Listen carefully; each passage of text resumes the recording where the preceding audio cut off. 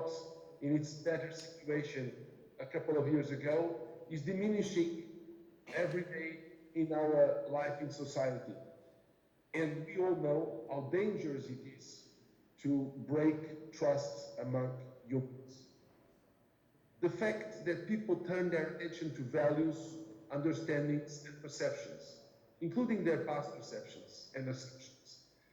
It means that at the same time that individuals turn to humanities concerns, it seems that leadership in different countries, different regions, different political systems prioritizes other drivers, such as logistics or energy, and this is an expression of that divide. While citizens seem to focus on issues like peace, well-being, human flourishing, and trying to invent a different future for them, international agendas are focused on also relevant, but not core topic for people, topics, themes like energy, economic items, the Green Deal, and so on. I'm not saying that one or the other are more important. Actually, the transformation of our lives requires integrated attention to all of this. But it is for the humanities the task to integrate this. Our big challenge is if we can help society in moving beyond this divide between individual citizens' concerns and institutions' conservative approaches. I think that projects that CISH is running, largely also in partnership with UNESCO, like the World History of Humanity, the World Humanities Report, the UNESCO chairs, the Humanities and Arts of Society, and certainly the new, very important program of UNESCO, Bridges. They all have to be present and are tools for our policy.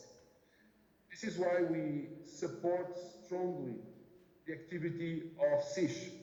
We think that CISH has a very, very important strategic relevance, not only for the region, because every time we now work in different regions for the benefit of their populations and their academia, we are actually working in a global scale. Everyone understands in the world importance of the Middle East in terms of building utopia, making real, finding ground for the utopia of a best, peaceful, and enlightened future. So thank you again. I hope that from your event, many conclusions and suggestions will arise. And I would certainly finish this with a challenge, as my friends know I like to do. I would like to see, and CISH would like to see, a UNESCO chair on humanities to be developed with Lebanese universities and their partners in the region and beyond. A UNESCO chair in partnership with CISH that can help reinforcing the networking of academics in close relation with the processes ongoing in society. Thank you very much. Have a very good seminar.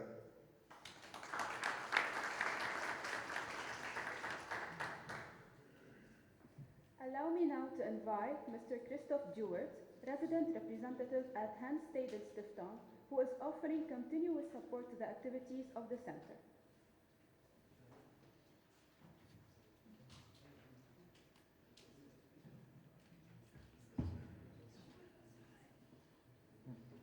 Your Excellency, Minister of Culture of the Republic of Lebanon, dear Director of the Regional Office of the UNESCO, dear Dr. Arena, scholars, excellencies, experts, dear students, sabah al-khair, bonjour, good morning, grüß Gott. On behalf of the German Hans Seidel Foundation, it's my great pleasure to welcome you all very warmly to today's International Symposium on Rethinking Humanities for a Post-Pandemic World. While the current situation makes it hard for us to assess when and if there is ever going to be a post-pandemic world, or whether we will rather have to arrange ourselves with some kind of pandemic situation, the past 1.5 years have accelerated and in many regards aggravated the position of the so-called humanities. Humanities are facing a tough time, indeed have been facing a tough time for quite some time now. Economic factors, political factors, but also academic factors have led to the fact that humanists have had to invest a handsome amount of their time into justifying their raison d'etre. Economists ask, show me the economic output of what you do.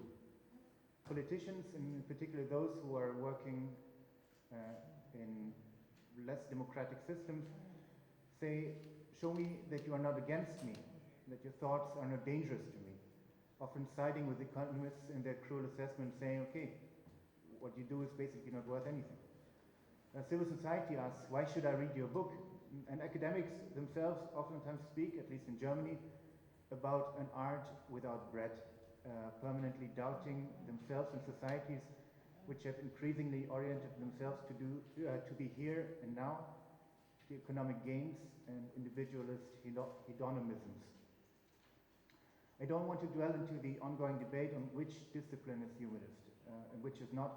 Rather, generally assume that humanities are all academic disciplines that study aspects of human society and culture, hence an easily available punchline on the global encyclopedia of the current Wikipedia.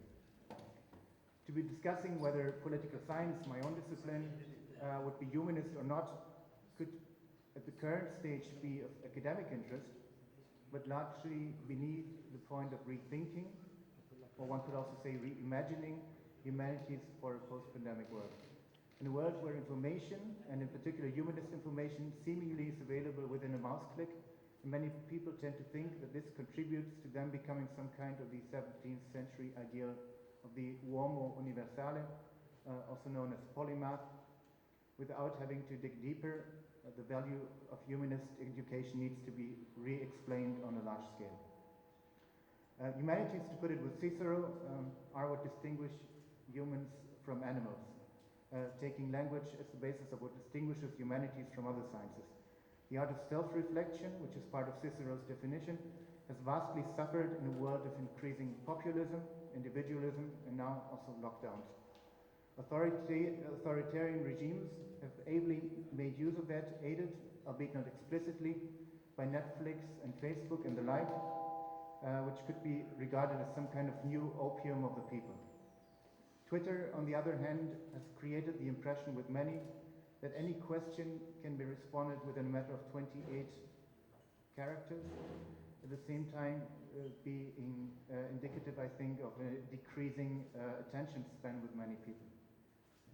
The representative of a political foundation which, by mandate of the German Parliament, is executing projects in the service of democracy, peace and development in currently more than 70 countries, I think it's 76 countries worldwide. Such developments, of course, are very worrisome. With our projects, in collaboration with local partner organizations such as wonderful International Center for Human Sciences, we aspire to fill the widening gap between politics, civil society and academia. We want to support processes of inclusive self-reflection and dialogue, and one of the most important tools and foundations for doing so are, in my humble opinion, the humanities.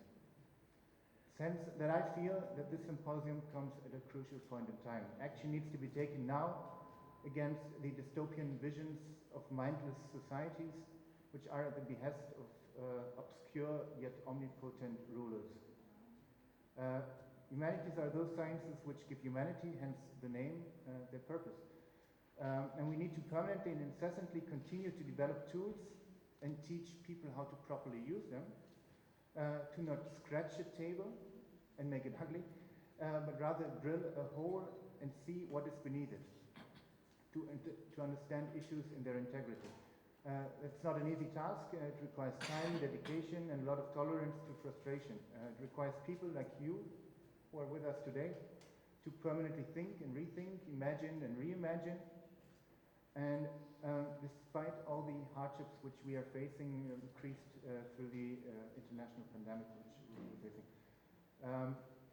And we need to do this if we don't want to wake up in a post-pandemic era and notice that we have been stripped of many of the rights and things which have made us human. I would like to thank Dr. Duwaerts and her team for permanently looking for ways to make all of this possible, providing forums for discussing the important questions of the future, which are oftentimes overlooked at the cost of more pressing issues, more present issues. And I think what better place could there be than the ancient town of Byblos, which in so many regards is the cradle of humanities as a whole. Thank you again also to the Minister of Your Excellency for gracing the occasion with your patronage and your presence. And to all of the learned scholars, experts, students for being with us today and tomorrow to share their perspectives and hopefully come up with some utopian vision for the future, which can be set against the many pessimistic outsets and outlooks of the future. I very much hope that COVID will be a matter of the past very soon. I'm happy to be in Jubair and that we as Seidel Foundation have the chance to contribute to one of the first international symposiums, I think, during the pandemic. I hope we will be having much more forums such as this. And I wish all of you the best of health, stay healthy, and the best of spirits in all of your humanist endeavors. Thank you very much for your attention.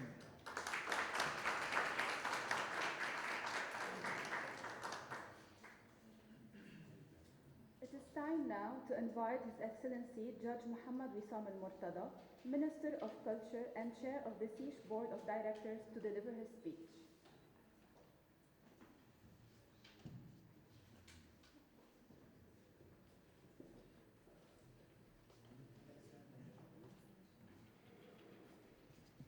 صباح الخير.